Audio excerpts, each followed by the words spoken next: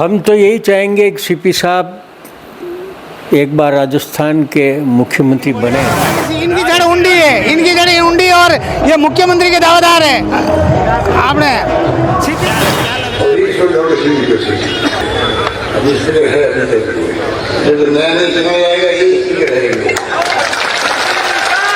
विधानसभा में एक एक शादी दिन बैठ के काम करना पड़ता है। पक्ष विपक्ष को जो जिस रूप में अपनी धाक जमाई है वो भी विचार बने रहता है। मैं मुख्यमंत्री पद छोड़ना चाहता हूं, पर ये पद मुझे नहीं छोड़ रहा है। मुख्यमंत्री गहलोत के बयानों से राजनीति के गलियारों में चर्चा।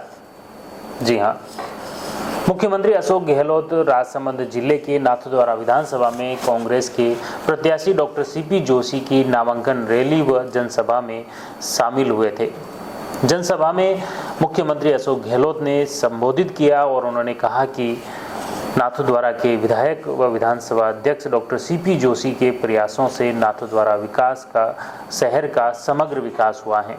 नाथद्वारा शहर व विधानसभा क्षेत्र के विकास में डॉक्टर सीपी जोशी की अहम भूमिका है। गहलोत ने कहा कि अगर सीपी जोशी नहीं होते तो आज यह बागेरी नाका नहीं होता।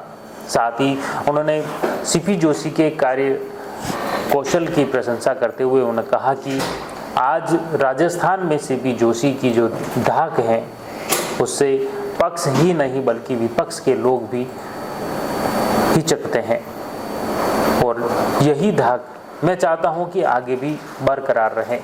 उन्होंने कहा कि अभी भी डॉक्टर सीपी जोशी स्पीकर हैं और आने वाले दिनों में हमारी सरकार रिपीट होगी और उसमें भी डॉक्टर सीपी जोशी स्पीकर बने रहेंगे। मैं और हमारे सभी मंत्री और विधायक उन्हीं के सानिध्य में काम करना चाहते हैं।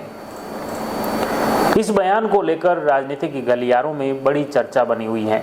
आपको बता दें कि लंबे समय से नाथद्वारा विधानसभा क्षेत्र से पूरे मेवाड़ में यह चर्चा है कि इस बार का मुख्यमंत्री डॉक्टर सीपी जोशी हो सकता है।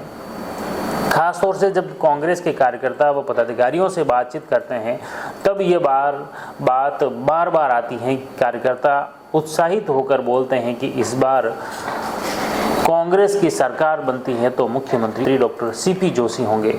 मेवाड़ के नेता हैं। आपको बता दें कि इससे पहले मेवाड़ से मोहनलाल सुखाड़िया मुख्यमंत्री रह चुके हैं। राजसमंद जिले के ही कुंभलगढ़ से पूर्व विधायक दिवंगत हीरालाल देवपुरा भी मुख्यमंत्री रह चुके हैं और इस बार अब फिर मेवाड़ से डॉक्टर सीपी जोशी का नाम जोर पकड़ रहा है।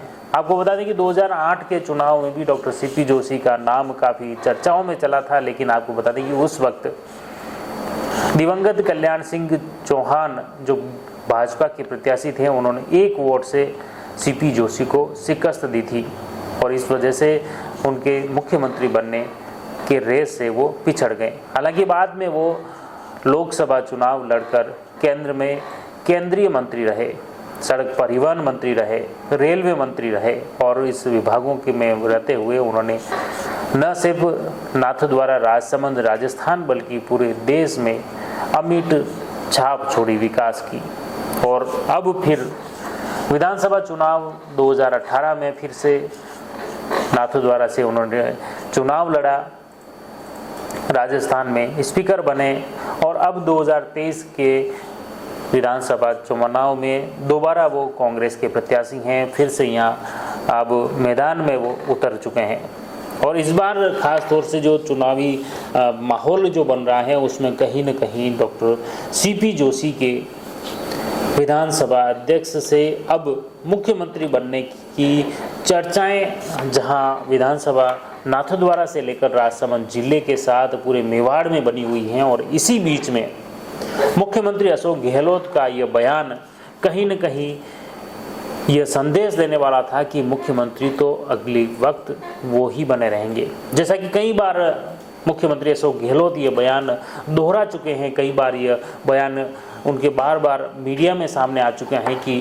कुर्सी उन्हें नहीं छोड़ रही है, वो मुख्यमंत्री नहीं रहना चाहते हैं लेकिन कुर्सी उन्हें नहीं छोड़ रही है। ये बयान बार बार वो राजनीतिक प्लेटफॉर्म पर विभिन्न जनसभा में या मीडिया से बातचीत के दौरान वो कह चुके हैं।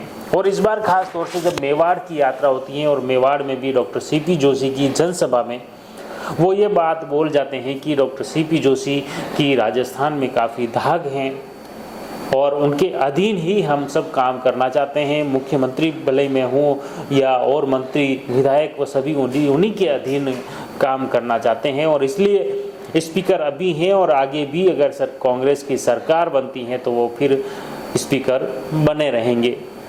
इस बयान के अलग अलग मायने निकाले जा रहे हैं। राजनीतिक दृष्टिकोण से कई इसकी चर्चाएं हैं, कई तरह के विश्लेषण इसमें निकाले जा रहे हैं, लेकिन प्रथम दृष्टया राजनीति के गलियारे में यह देखा जा रहा है कि अशोक गहलोत ने यह बयान देकर कहीं न कहीं अप्रत्यक्ष तौर पर यह संदेश दे दिया कि मुख्यमंत्री तो वे ही रहेंगे।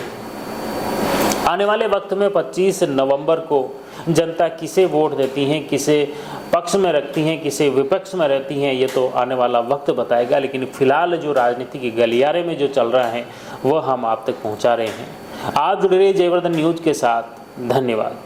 The Maruti Nandan grand Nathdwara स्थित एकमात्र ultra luxurious 5 star hotel, Rajsamand जिले की एकमात्र 5 star hotel the Maruti Nandan grand में भोजन की स्वादिष्ट थाली अब सिर्फ 290 रुपए में।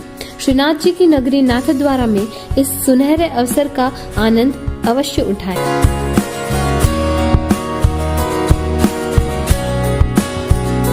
मारुति नंदन ग्रैंड, थिंक नाथद्वारा, थिंक नंदन ग्रैंड।